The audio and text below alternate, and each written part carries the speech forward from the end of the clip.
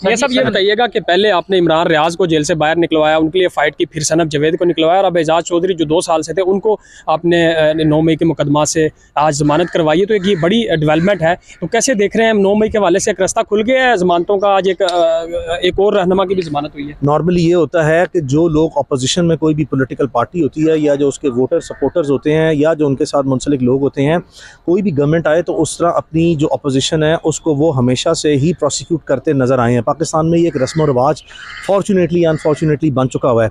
आपको बताता चलूँ, आपने 3 लोगों का नाम लिया, मेरे ख्याल से मैं इस तरह के सैकड़ों या हज़ारों लोगों को जो है वो रिप्रेजेंट कर रहा हूँ। मैं ज़ाती तौर पर जो है वो तशहीर पर मबनी जो है वो लोगों के नाम नहीं लेता। जब उनके केसेस आपके सामने आएंगे, इस वक्त मैं सैकड़ों से ज़्यादा, मतलब दर्जनों नहीं सैकड़ों जो लीड पाकिस्तान के इस तरह के पॉलिटिशियंस हैं या जो इस तरह के जर्नलिस्ट हैं या जो एक्टिविस्ट हैं, उनको रिप्रेजेंट कर रहा हूँ।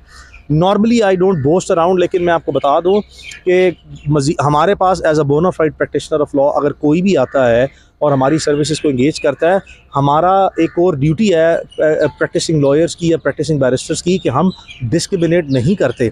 डिस्क्रिमिनेशन नहीं करनी चाहिए किसी भी शख्स का। किसी भी bonafide practitioner, either practitioner of law है या मेडिकल प्रैक्टिशनर है या कोई और सर्विसेज जो हैं उसके प्रोफेशन से हैं, उसके पास ये चॉइस नहीं होती कि कोई शख्स, कोई साइल उसके पास जो है उसकी सर्विसेज को इंगेज करने चाहे और उसको डिप्राइव करे। तो ये तमाम लोग जो हैं वो इनको मैं रिप्रेजेंट कर रहा हूँ, कर चुका हूँ, और मुस्तकबिल में भी अगर ये हमारे पास आए फॉर फर्दर रिप्रेजेंटेशन तो इंशाल्लाह इनको किया जाएगा। सर, सनम जावेद के हवाले से सर उन पर तशद्दुद जो किया गया था, आपकी मुलाकात हुई है? क्योंकि आप जी मेरी बिल्कुल जो है वो कोर्ट ऑफ लॉ में मेरी उससे वेडनेसडे वाले दिन मुलाकात हुई थी। उनका केस 3-3.5 घंटे हमने कॉम्प्रीहेंसिवली आर्गू किया।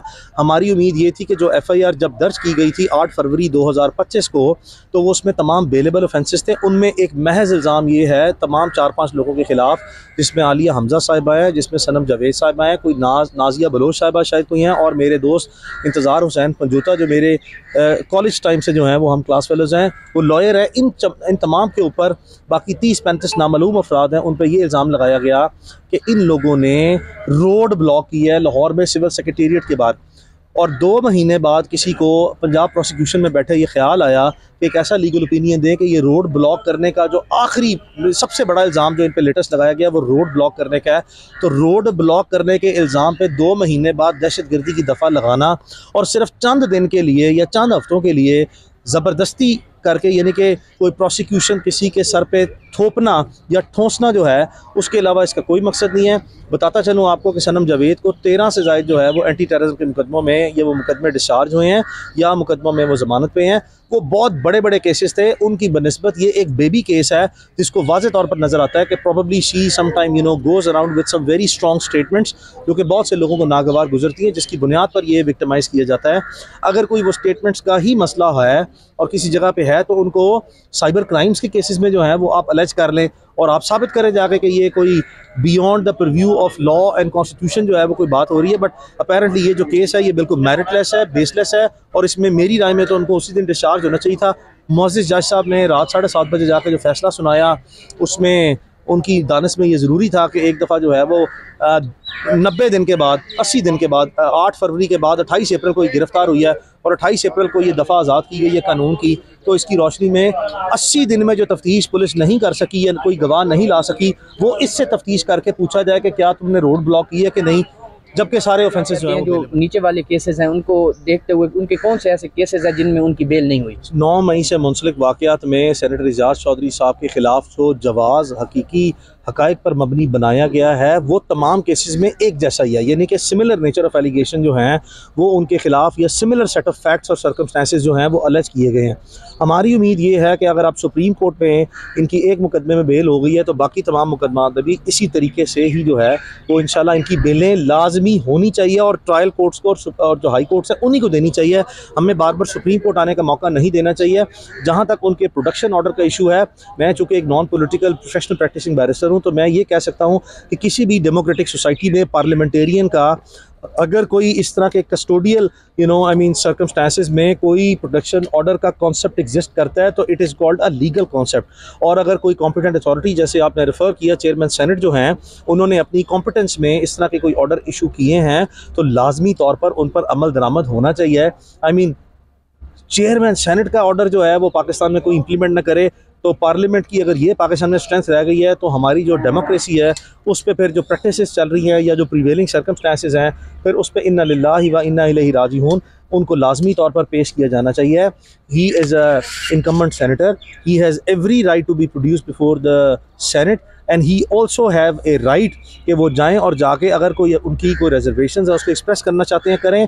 बट अपेरेंटली मेरी दानिश में मुमकिन तौर पर सेनेटर एजाज चौधरी साहब के जो प्रोटेक्शन ऑर्डर निकल रहे हैं वो इस वजह से नहीं है कि वो अपने साथ जो हुई है आप बीती है वो बयान करेंगे। मुमकिन तौर पर obviously it is a very long time, 2 साल हो गए हैं, 2 साल से आपने उनको जो है वो कन्फाइनमेंट में जो है वो रखा हुआ है, which in my opinion is not valid thing. उसकी वजह यह है कि जो मटीरियल प्रोड्यूस किया गया है एजाज चौधरी साहब को इन अनफॉर्चुनेट जो 9 मई के वाक़यात हैं इनसे कनेक्ट करने के लिए वो टोटली बेसलेस है। उसकी बुनियाद पर उनको अदालतों को फौरी रिलीज़ करना चाहिए और ज़्यादा देर जेल में नहीं रखा। फौज की दलाली कर रही है अल्हम्दुलिल्लाह। और आप देख रहे हैं कि जो पुख्तूनख्वा में माइंस एंड मिनरल्स एक्ट के ज़रिए PTI हम पुख्तूनों का बका जो बचा हुआ है वैसी सब चीज़ों पे फ़ौज का कंट्रोल है, लेकिन जो बचा हुआ है कानूनी तौर पे वो भी PTI उसके हवाले कर रहे हैं। वाज़े कर दे PTI वाले, मेरे से सेनेट में भी लड़ रहे हैं, मैं बात कर रहा हूँ, ये वाज़े कर दे कि माइंस एंड मिनरल्स के मामले पे PTI कौम के साथ है कि फ़ौज के साथ। अब तो कतारें खड़ी हो गई, एक तरफ कौम है एक तरफ फ़ौज, SIFC या कौम। अब PTI तो SIFC के लिए खिदमत कर रही है, मजदूरी कर रही है, SIFC के लिए काम कर रही है। ये जो ड्राफ्ट जो अमेरिकनों ने बनाया और जो फिर रियासत पाकिस्तान ने तमाम सूबों को भेजा और ये दिन दहाड़े डाका है हमारे कुदरती वसाइल में। और मैं इसका ऐलान कल कर चुका हूँ कि मैं इससे बगावत करूँगा, इसको हम मानने को तैयार नहीं। ये रियासत पाकिस्तान वही भेड़िया ना बने जिसकी निशानदेही बादशाह खान ने की, ये इंसान बने। मेरे बच्चों का रिज़्क़ अगर लेकर जाएंगे, और मेरे ज़ाती बच्चों का नहीं, मेरे कौम के बच्चों का, ये माइंस एंड मिनरल्स हमें ज़ाती ज़रूरत नहीं, लेकिन ये मेरे कौम के हैं। नहरों पे पहले कब्ज़ा, बिजली पे पहले कब्ज़ा, तेल पे कब्ज़ा, गैस पे कब्ज़ा। अभी वो माशाल्लाह वज़ीरिस्तान में इंसान नहीं रह सकता, हालात ख़राब है, लेकिन चलगोज़े रह सकते हैं, उनको कोई चिड़िया भी नहीं छू सकती। तो ये इन हालात में हमें दीवार पे लगाया जा रहा है, और अगर हम दीवार पे लगेंगे तो मेरे वालिद साहब ये हमेशा कहते हैं मेरे पास 2 रास्ते हैं, या पैर पड़ो या गर्दन। पैर नहीं पड़ सकते, हाथ टूटेंगे, हमें पता है हाथ टूटेंगे, लेकिन गर्दन पड़ेंगे इंशाल्लाह। हमारा ऐलान बगावत है इससे, अगर हमें ये हक नहीं मिलता। अब हम सिर्फ ये एक्ट वापसी नहीं, 18th अमेंडमेंट पे मनोवन अमल की बात कर रहे हैं। हमने तहरीक शुरू कर दी है, मीडिया नहीं दिखा पा रही, मैं फिर कह रहा हूँ नहीं दिखा पा रही। ये गुलाम मीडिया है, इधर मीडिया की आज़ादी नहीं है। वो गुलाम मीडिया अगर फ़ौज ना चाहे वो ख़बर नहीं चला सकती।